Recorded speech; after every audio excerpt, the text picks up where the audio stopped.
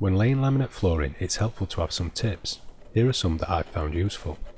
It's important your floor is level and free of bumps, or close to it. Chip away any splashes of paint or remnants of underlay or adhesive. If you're laying over floorboards, you need to lay the laminate in the opposite direction.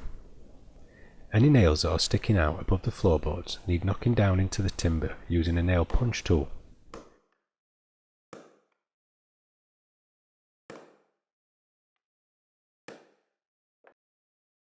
However, don't use this tool on screws. Remove the screw and use a countersink drill bit to make the hole deeper and therefore allow the head to sit under the floor level.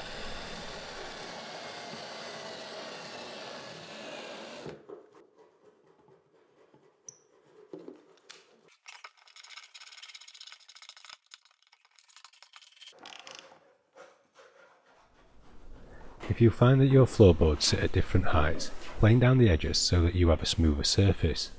Make sure you've knocked down any nails and countersank any screws though, as otherwise you'll damage the blade on your plane.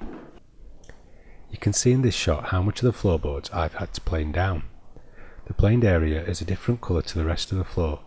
It's a bit easier to see after a clean up. It's important you pick the right underlay. We bought this 5mm acoustic underlay, which includes a vapour barrier. It's installed with the gold foil side facing the floor, and where we've used it before, you can feel a definite increase in temperature. Our laminate is only 8mm thick, which leaves it feeling a bit spongy underfoot, so use something else as underlay or a thicker laminate if you don't like that feel. When marking out where you should cut the underlay, I found it quite useful to score the top side with a Stanley blade, as you can see here, without actually cutting through it. Then using scissors you can use this marking as a guide.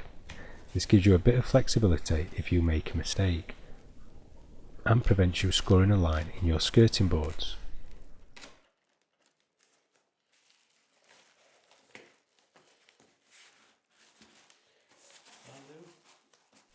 If you can't score the entire stretch you need, you can try marking the ends and then use a piece of laminate as a guide, like I have here.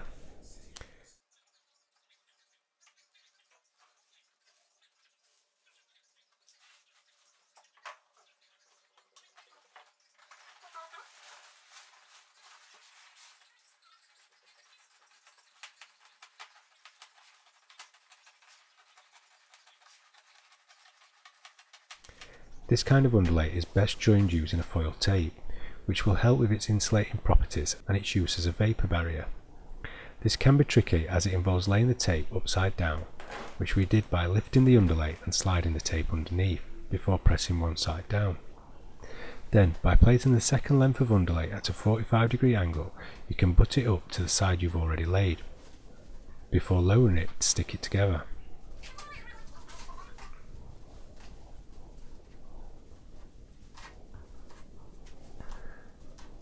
We found it beneficial to start laying some laminate floor down before laying all the underlay, as it tended to move around a bit. Placing a few rows down helps weigh it down and stops it moving around as much. Always check the grooves of your laminate for any damage or debris. Remove any you find to ensure that they seal and click together properly.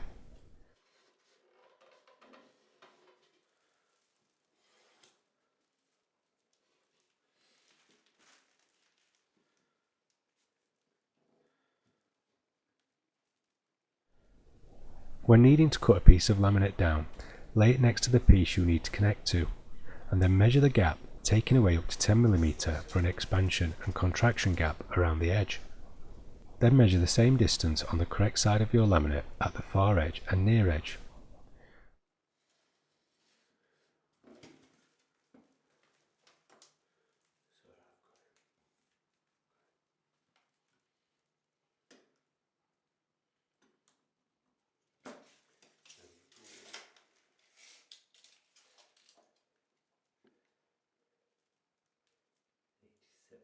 So we're going 86.7.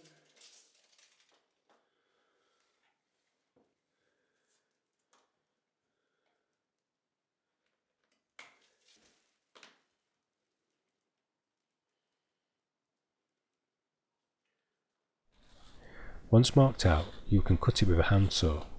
although a jigsaw will be much easier and quicker. In an ideal world you should be using clamps. However, if you don't have any, try cutting around 50mm towards the end, and then cut from the other side. This should stop the laminate breaking and leaving untidy edges.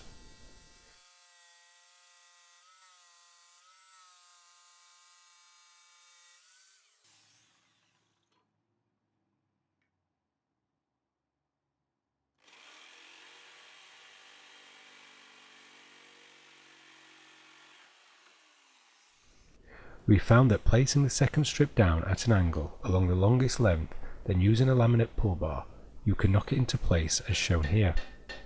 Again, holding both at an angle allows it to move more freely.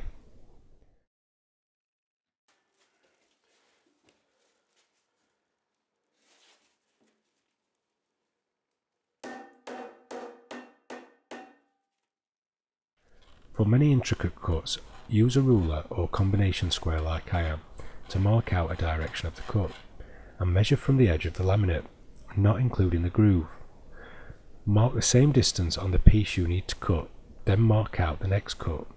I use a combination square to make sure the line is straight, but you could place a ruler down the skirting board, just don't forget about your expansion gap.